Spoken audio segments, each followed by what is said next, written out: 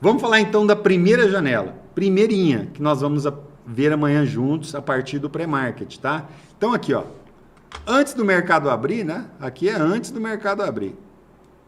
O que aconteceu aqui?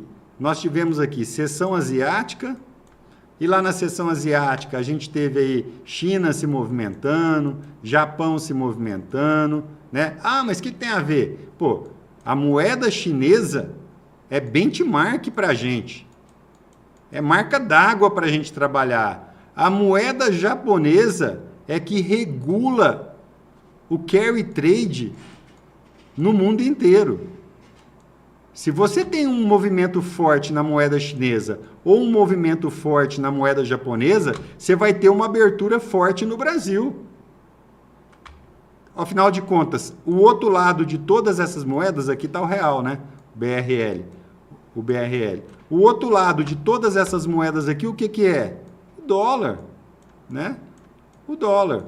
Então, se o dólar se movimenta na China, se o dólar se movimenta no Japão, ele já vai provocar movimento na nossa abertura aqui no Brasil. Então, como é que você não pode estar olhando o que aconteceu nas moedas chinesas, japonesas? Além do mais, né, você tem indicadores econômicos importantes regulando tudo isso. Se o indicador econômico da China vem muito ruim, petróleo cai, minério de ferro cai, nossa abertura de bolsa aqui, Vale cai, Petrobras cai, ou seja, o pré-market é que determina essa primeira janela aqui, ó. Em cima desse pré-market é que você pode ou não pegar uma operação grande na abertura.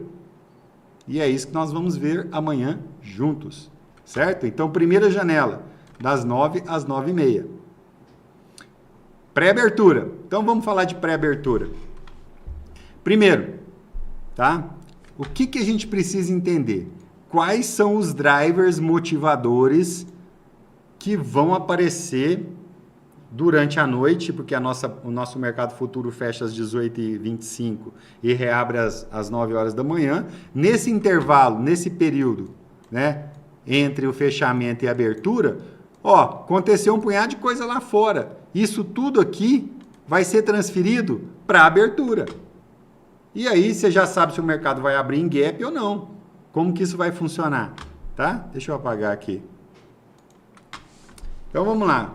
Como funciona isso, ó? Só uma aulinha rapidinha só para ter uma noção de como que esse mercado se movimenta no pré-market, tá? Então, vamos lá, ó. Primeira coisa, lá fora, como é que está o consumo lá fora? Como é que foi? Tem indicadores de consumo, né? Tá consumindo muito, está gerando inflação. Está gerando emprego? São indicadores de hora marcada que vão acontecer, né? Está gerando inflação.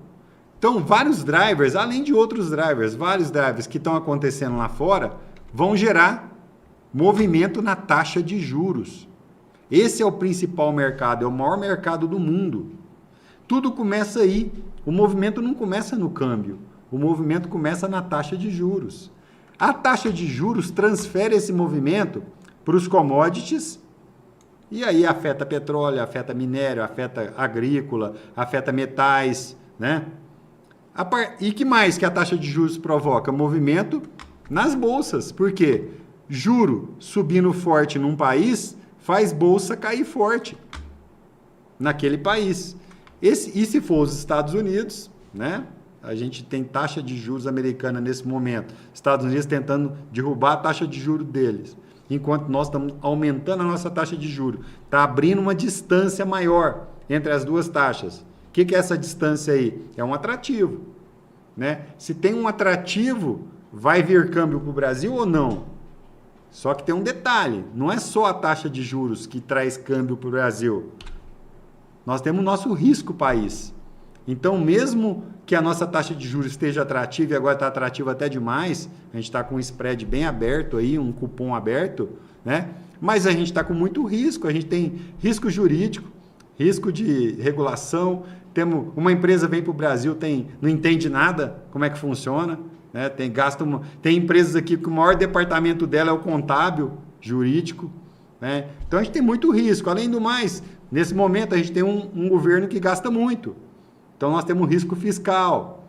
Tudo isso gera muito custo, né, para quem traz dinheiro para o Brasil. Por quê? Porque custa caro o risco. Se você vai ver um contrato de CDS, vai encarecendo. Quanto mais o risco do Brasil cresce, mais o contrato cresce também. Ó. Fica mais caro. Ou seja, você pega todo esse grupo de informação, soma com o risco país para você achar o câmbio. Isso a gente faz todos os dias aqui na Masternet. Antes do mercado abrir, ao vivo, com todo mundo. A gente analisa todo o pré-market para ter uma possível direção na abertura. Tá? Ah, tem que usar calculadora para fazer continha? Isso é muito antigo, né, gente? Hoje em dia nós temos tecnologia para mostrar isso tudo na tela. Né? Não precisa de você ficar calculando nada se você hoje consegue programar um indicador, um booster, e ele mostra na tela o que nós queremos ver. Tá legal? Então vamos lá.